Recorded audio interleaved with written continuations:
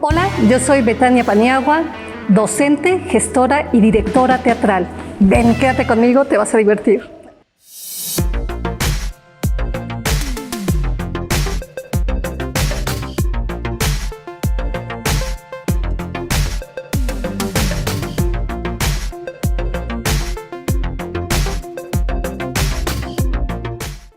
¡Wow!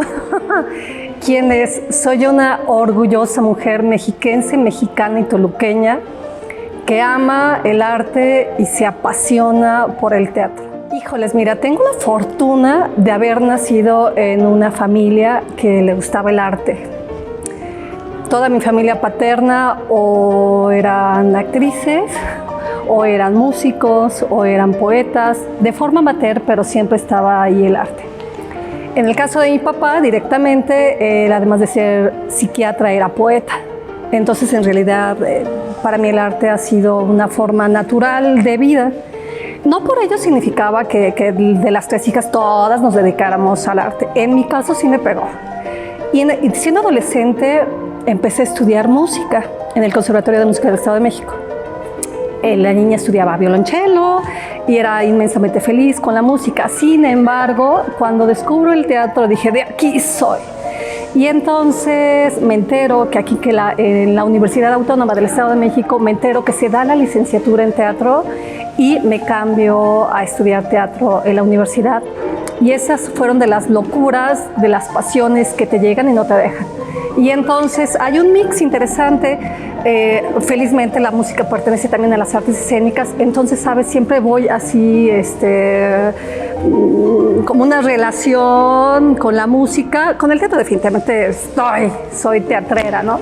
Pero tengo también una pasión por la música que viene de nacimiento, entonces para mí es muy natural dedicarme al teatro, al arte, porque pues ha sido prácticamente una forma de vida, ¿no? Entonces, a veces ni siquiera parece como que trabajo, ¿sabes?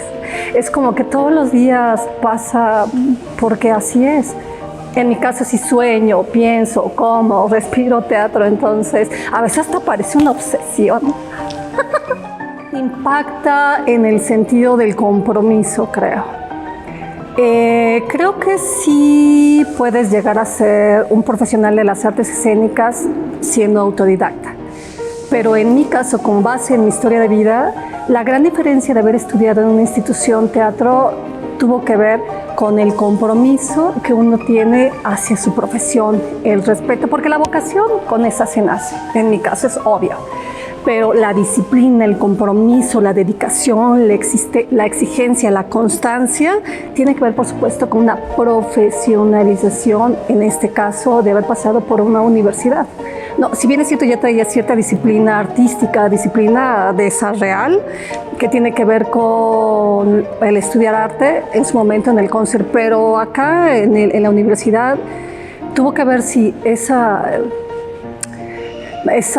asunto de no claudicar, ¿no? Yo siempre, ahora como docente en la universidad, que les digo a los muchachos, si ustedes decidieron estudiar en la universidad, es porque se comprometen a obtener un grado y no porque te hagan mejor o peor, no, pero es un compromiso de pasar una formación para obtener el grado. Digo, si no, si hubieran ido a otras muchas escuelas que hay muy buenas, pero no es tu intención obtener el grado. En mi caso sí era también, ¿sabes?, obtener el grado en el caso de teatro, porque sé que eso te abre puertas para intercambios, para becas, para posgrados. Entonces, algo interesante en mi caso es que siempre fui muy ñoña, ¿no? Siempre fui muy buena estudiante, entonces sí era importante como de seguir esa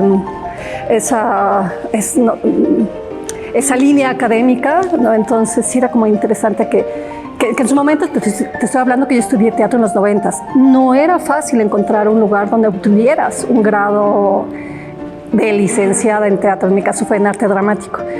Pero soy muy afortunada que lo tenía. Además, yo soy de Toluca, era muy fácil, súper cómodo tener aquí en la universidad en Toluca de teatro. Entonces, sí fue decisivo. Yo a veces asumo que el 50% de quién es Betania viene afortunadamente de casa.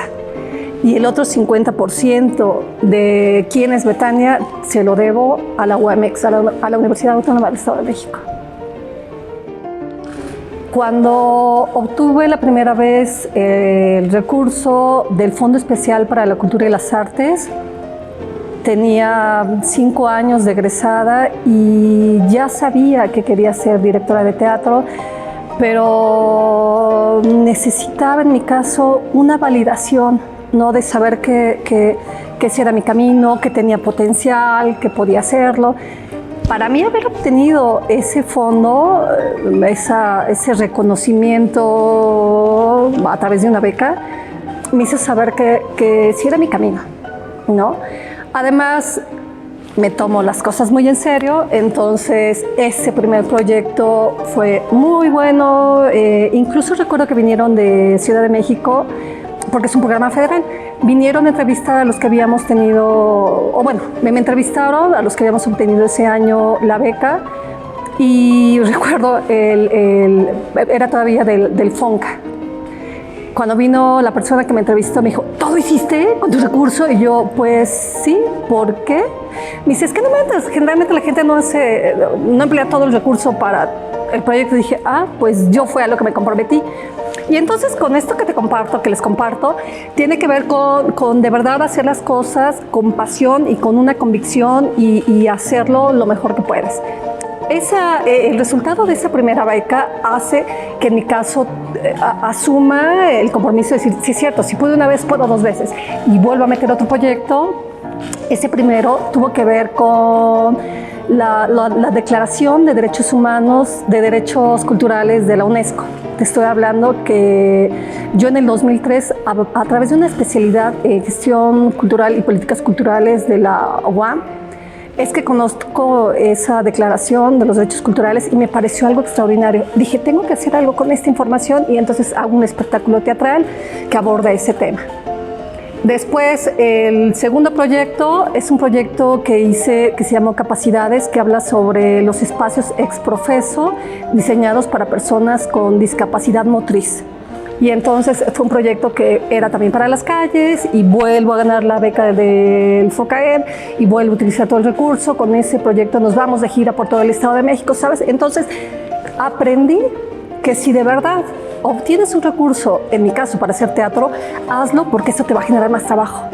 Y entonces se vuelve una forma de producción, de autofinanciarte, o bueno, en este caso financiarte vía esta beca, y va haciendo que tu trabajo vaya mejorando, vaya creciendo. Y fue así como se dieron las becas del FOCAEM. Y el último proyecto fue un proyecto que se llamó Shakespeare en el Parque, que fue montar una comedia de Shakespeare en los parques públicos de Toluca, y fue también una belleza porque en aquel momento trabajé la estética isabelina, pero con unos ojos en el siglo XXI, y entonces la estética era punqueta. Entonces fue súper divertido. Llevaba a las chicas corsé, ¿no? Muy punquetas, las botas, como vendría siendo en el isabelino, de caballero, dama, ya sabes, pero toda la estética así con estoperoles.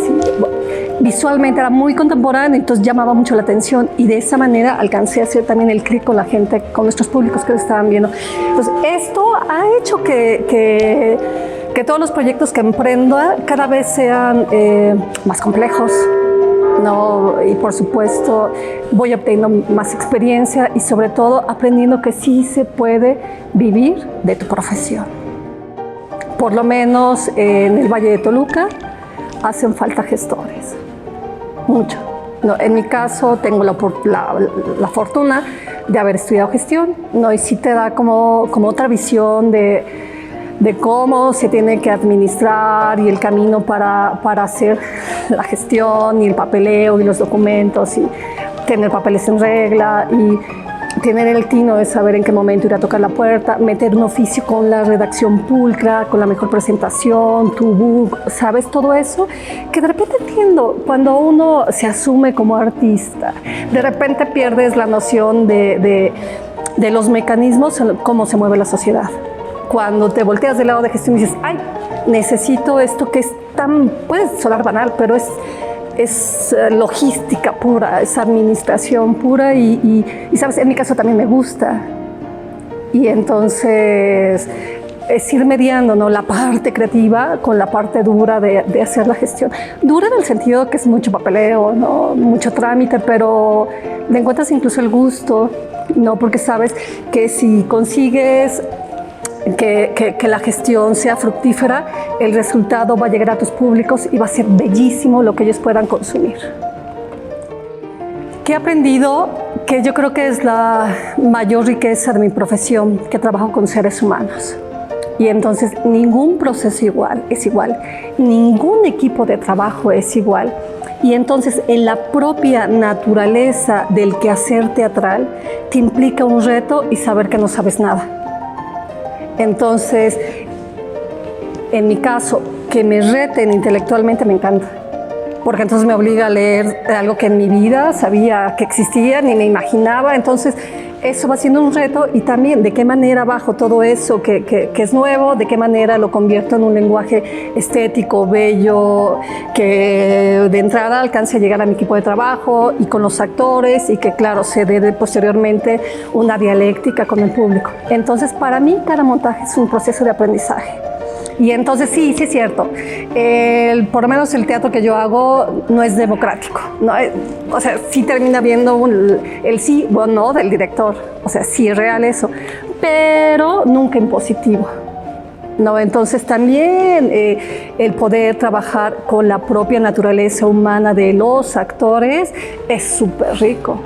Me encanta trabajar con los seres humanos, para los seres humanos. Entonces eso se vuelve nunca repetido, nunca es un proceso que se repite, que sea repetitivo y por lo tanto que se vuelva tedioso o aburrido. Es altamente inspirador porque es una novedad. Entonces eso yo creo que es lo que más me gusta de ser directora de teatro. Bastante complicada, sin embargo, no suelo casarme con lo que la academia dice o con el teatro dramático aristotélico. No, afortunadamente soy una mujer de pensamiento flexible y muy resiliente. Y entonces, en marzo del 2020, cuando nos mandan a nuestra casa, no me preguntes por qué, en automático supe que me iban a hacer 40 días. Y entonces dije, ¿qué voy a hacer? No me puedo quedar aquí, no sabía cuánto, pero sabía que iba a ser mucho tiempo esperando a que esto pase. ¡Vámonos! Y afortunadamente el equipo de trabajo con el que contaba dijo, ¡vamos! Y en automático le entramos a la virtualidad, o a la digitalidad, mejor dicho. En abril ya teníamos un texto que le habíamos encargado a una dramaturga local, en mayo estábamos ensayando y en junio estrenamos nuestro primer producto teatral digital. Y entonces eso me llevó a saber que no sabía nada sobre cine, ni sobre cámaras, ni sobre luces, ni sobre softwares, ni sobre interfaces, pero sabes, tuve que aprenderlo. Y entonces va ligado con la respuesta de hace rato. Siempre saber que la vida, y en el caso del teatro, mi vida teatral, siempre es un camino, nunca se detiene. Aprendizaje, aprendizaje, aprendizaje. Y entonces hizo que no la pasara mal, entre comillas, que no la pasara mal en pandemia. Hubo colegas que se negaron a esa transición. En mi caso también sé que nada es para siempre y que una verdad cuando lees la historia del teatro es que el teatro muta y cambia. Hace poquito conversábamos sobre si el teatro digital era o no teatro y escuché un comentario muy atinado. Es muy pronto para ponerle la etiqueta. Y dije, claro. En este sentido, esta gente de teatro del 2022, en este siglo, estamos haciendo lo que necesitamos hacer para expresarnos con estas herramientas, a través de estos medios, con lo que tenemos. No podemos hacer teatro como el siglo pasado y antepasado, estaríamos haciendo teatro de museo. Y si algo tiene el teatro es que somos siempre referente de lo humano en su época. Entonces, digo, afortunadamente fue quizá instinto, quizá mi necedad de no dejar de hacer teatro, el no encerrarme en mi casa sin hacer nada y ir con todos, ¿no? Trabajando a la par y viendo que algo se podía hacer, incluso desde casa. La gente en general tiene menos tiempo para entretenerse. Y lo comparo con el cine. Antes todavía teníamos tiempo de irnos a sentar al cine 3 horas, 2 horas y cada vez menos. Por las propias redes sociales, incluso 1 minuto se nos hace eterno. Entonces, cuando pienso en el teatro, digo, ¿por qué voy a tener a mi público sentado 2 horas si no está acostumbrado a ese tipo de consumos culturales? Entonces, de entrada, no significa que sea un teatro inmediato, pero sí un teatro en otro tiempo, ¿no? Más ágil. E incluso los propios contenidos van a ser, no que dejen de ser profundos, sí que cuestionen, por supuesto, la existencia, pero con temas que nos acerquen más a cada uno de nosotros, a lo cotidiano. No, la propia sociedad está cambiando, sus valores, sus referentes, la propia dinámica. Entonces, tenemos una misión bastante compleja porque a raíz de la pandemia ahora percibo que la sociedad nos estamos cada vez más radicalizando y entonces, ¿qué tipo de teatro voy a hacer? ¿No? Es bastante más complicado, ¿no?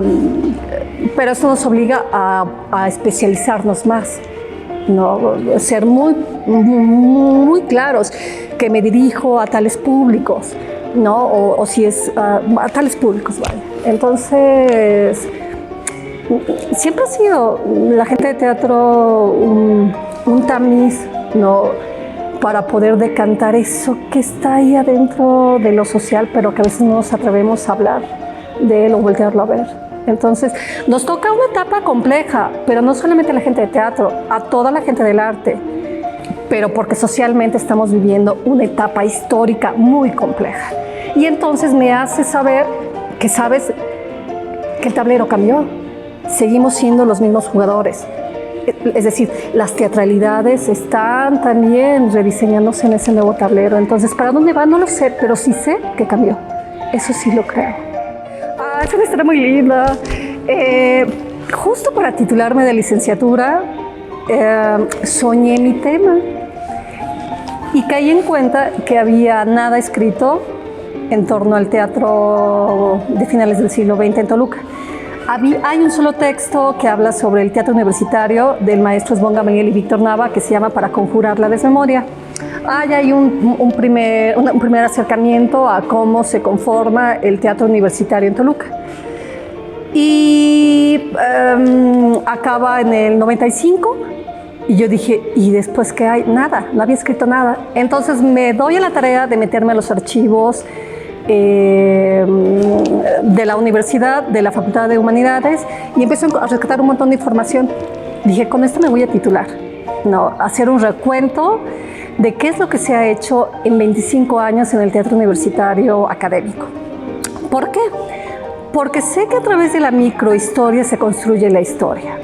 Y lo primero que tenemos que hacer nosotros es recopilar, recaudar toda la información para después poderla, entonces sí, evaluar, estudiar, ¿no? Entonces, ese primer libro tuvo que ver con reagrupar toda la información y saber que incluso en los programas de mano fue cambiando la estética de cómo se presentaba la información al público. No te platico de las propias puestas, ni tampoco de los temas y los contenidos y los repartos y los creativos. Entonces vas viendo que en realidad en Toluca en las últimas 3 décadas de verdad se ha profesionalizado el teatro. Y entonces ese libro, bueno, me titulé con eso y yo sabía que era muy buen material. Y entonces dije, algún día lo voy a publicar. Ya estuve necia. Alguna vez me preguntaron, Betania, ¿cuál es tu mayor virtud? Yo, ser testaruda. Sí. Betania, ¿cuál es tu peor defecto? Yo, ser testaruda.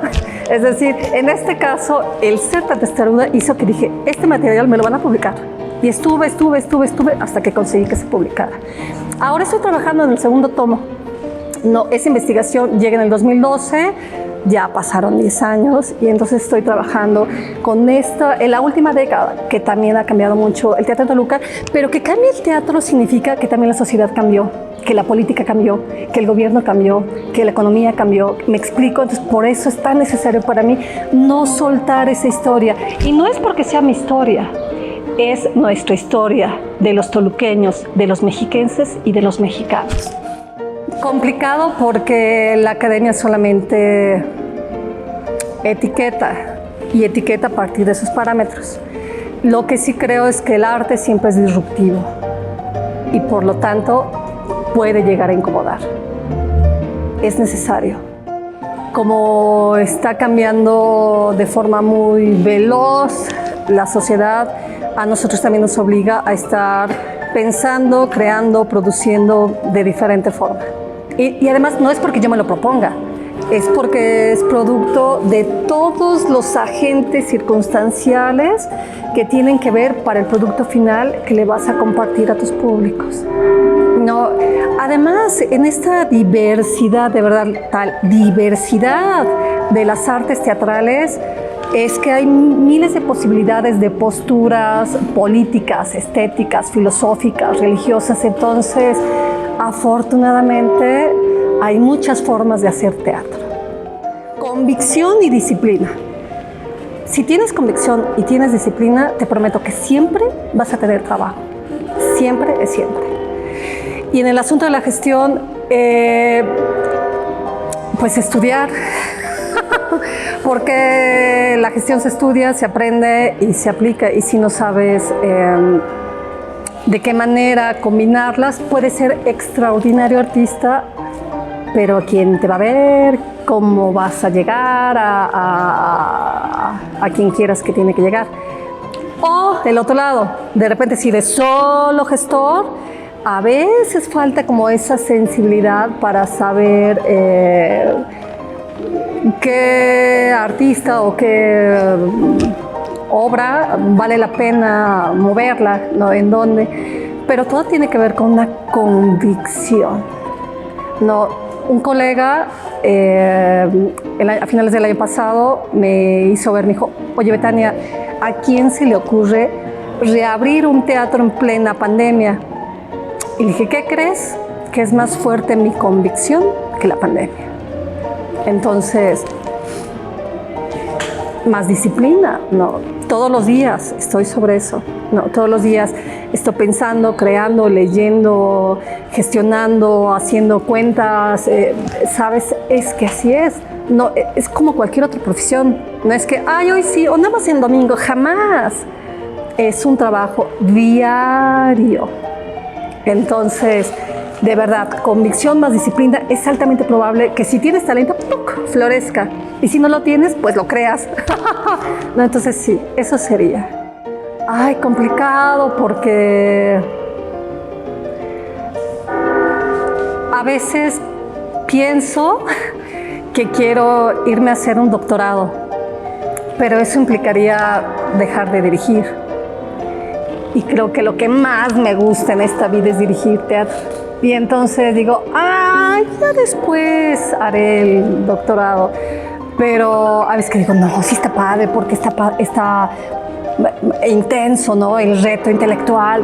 Pero, ¿qué sigue? Seguir haciendo teatro.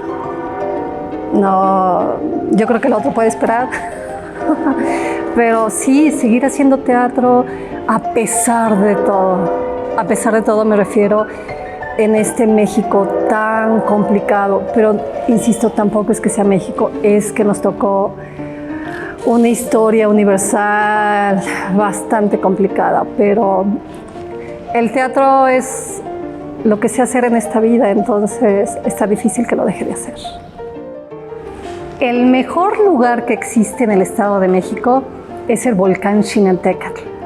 Tiene una belleza, el paisaje, pero además la energía que en él se vive es única, casi como como asistir y vivir en uno de los lugares más energéticos de todo el mundo. Es bellísimo, es extraordinario, de verdad. No puedes irte de este mundo sin visitar el volcán Xinantécatl. El platillo más rico del Estado de México es el taco de plaza, que además es oriundo de Toluca.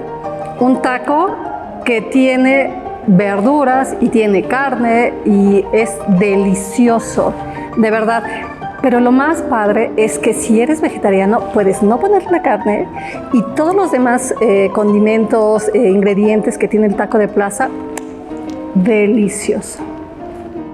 Fue un placer que nos acompañaran en este maravilloso programa y sobre todo que conocieran un poquito de mí. Edomex. Decisiones firmes, resultados fuertes.